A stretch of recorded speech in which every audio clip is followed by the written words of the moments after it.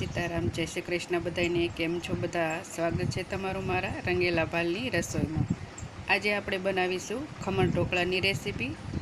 आ खमण ढोकळामां आपणे एकदम secret tips उमेरीने आपणे आजे खमण ढोकळा बनावीशुं, जेथी करीने तमारा खमण ढोकळा एकदम स्पोन्जी अने एकदम रूह जेवा पोचा बनीने तैयार थाय। तो आमां आपणे एक सीक्रेट टिप्स उमेरीने आपणे बनाववाना छीए। तो चालो बनाववानी शरूआत करी लईए। तो खमण ढोकळा बनाववा माटे આપણે અહીંયા 1 કપ ઝીણો બેસન લઈ લીધો છે। અહીંયા મેં ચાળીને લઈ લીધો છે। તો આપણે એક બાઉલમાં એડ કરી લઈશું। હવે એમાં આપણે ખમણને પોચા બનાવવા માટે એક સિક્રેટ ટિપ્સ એડ કરીશું। તો સિક્રેટ ટિપ છે આપણી રવો। તો રવો એડ કરવાથી આપણા ખમણ ઢોકળા એકદમ પોચા બનશે। તો આપણે 4 ચમચી જેટલો રવો એડ કરીશું। અહીંયા હું 3 વ્યક્તિઓ માટે બનાવું છું। અહીંયા તમારે જેટલી ક્વોન્ટિટીમાં બનાવવું હોય એ પ્રમાણે તમારે લઈ લેવાનું। હવે એમાં અડધી ચમચી જેટલા આપણે લીંબુના ફૂલ એડ કરીશું। લીંબુના ફૂલની જગ્યાએ તમે આમાં દહીં પણ એડ કરી શકો છો અને સ્વાદ મુજબ આપણે મીઠું એડ કરીશું અને બધું સરસ રીતે આપણે મિક્સ કરી લઈશું।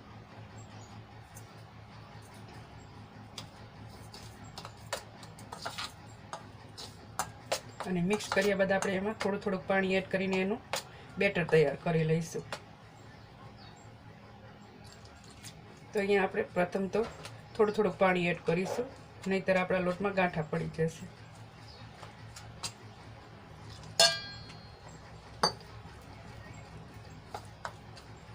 અહીંયા આપણું ખીરું બહુ જાડું પણ નહીં અને બહુ પાતળું પણ નહીં, એ રીતનું આપણે તૈયાર કરવાનું છે। પણ અત્યારે આપણે રવો એડ કર્યો છે એટલે આપણું ખીરું થોડુંક રેસ્ટ આપીશું ત્યારે થીક બની જશે। તો અત્યારે આપણે થોડુંક પાતળું રાખીશું।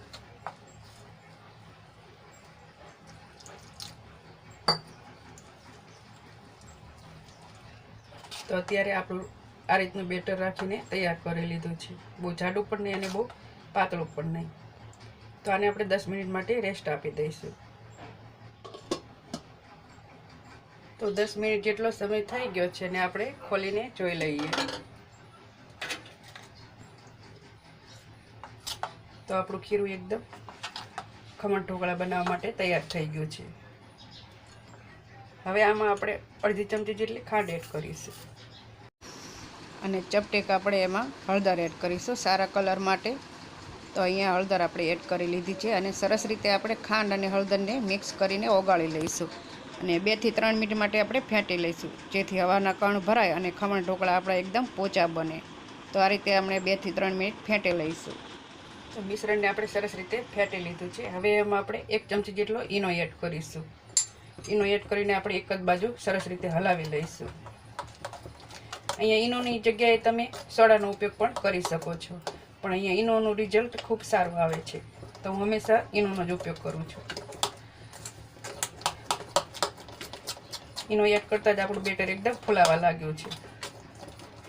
આ રીતે એક જ સાઈડમાં હલાવીને આપણે સારી રીતે એને ફેંટી લઈશું।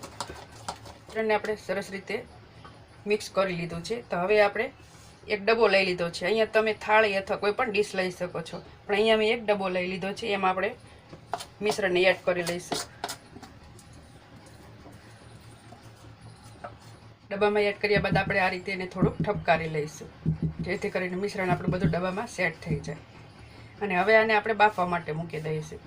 અહીંયા મેં ઢોકળિયામાં પાણી ગરમ કરવા મૂકી દીધું છે। એમાં આપણે ડબ્બાને મૂકી દઈશું અને 15 થી 17 મિનિટ માટે આપણે એને ઢાંકીને ચડવા દેવાનું છે, જેથી કરીને આપણા ખમણ ઢોકળા એકદમ સરસ રીતે ચડી જાય। તો 15 થી 17 મિનિટ જેટલો સમય થઈ ગયો છે અને આપણે ખોલીને ચેક કરી લઈએ। તો તમે જોઈ શકો છો આપણું જેટલું બેટર હતું એનું ડબલ ફૂલાઈને બની ગયા છે ખમણ।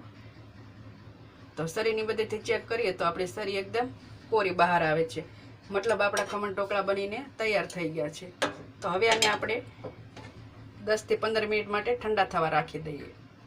તો ખમણ ઠંડા થાય ત્યાં સુધીમાં આપણે વઘાર કરી લઈએ। એની માટે મેં 2 ચમચી જેટલું તેલ ગરમ કરવા મૂકી દીધું છે। ગરમ થાય એટલે એમાં આપણે 1 ચમચી જેટલી રાઈ એડ કરીશું। એ આપણી સરસ રીતે ફૂટી ગઈ છે। તો એમાં આપણે ચપટી હિંગ એડ કરીશું। મીઠા લીમડાના પાન 3 થી 4 એડ કરીશું। અને 2 લીલા કાપેલા મરચાં એડ કરી લઈશું. અહીંયા મેં ગોળ સ્લાઇસમાં કટ કરી લીધા છે. મરચાંને આપણે થોડા સાંતળી લઈશું. તો મરચાં આપણા સંતળાઈ ગયા છે. તો હવે એમાં આપણે પાણી એડ કરીશું. તો અહીંયા આપણે પોણો ગ્લાસ જેટલું પાણી એડ કરીશું.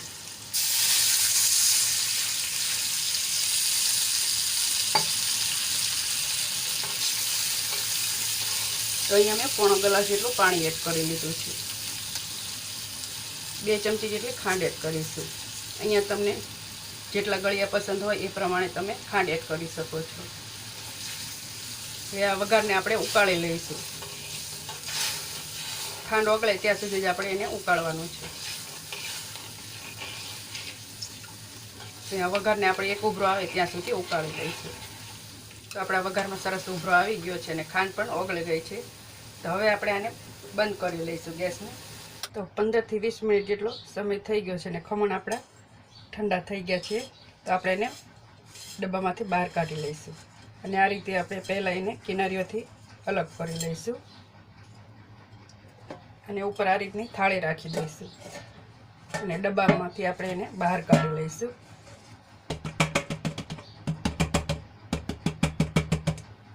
આ રીતે ઠપકારીને એને ઉપરથી અલગ કરી લઈશું. તો એકદમ સહેલાઈથી આપણા ખમણ ઢોકળા એકદમ ડબ્બામાંથી બહાર આવી ગયા છે અને એકદમ પોચા બન્યા છે. હું તમને નજીકથી પણ બતાવું કે આપણા ખમણ ઢોકળા એકદમ પોચા બન્યા છે. તો હવે એને આપણે કટ કરી લઈશું. અહીંયા તમને જે સાઈઝના પસંદ હોય એ પ્રમાણે તમે કટ કરી શકો છો. તો અહીંયા હું નાની સાઈઝમાં કટ કરી લઈશ. અહીંયા ખમણને આપણે કટ કરી લીધા છે. એક પીસ હું તમને કાઢીને પણ બતાવું કે આપણા ખમણ એકદમ સરસ મજાના પોચા અને જાળીદાર બન્યા છે.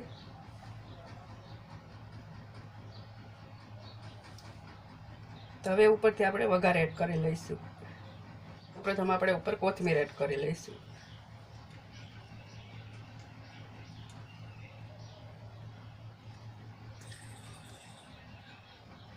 અને ઉપરથી આપણે વઘાર એડ કરીશું.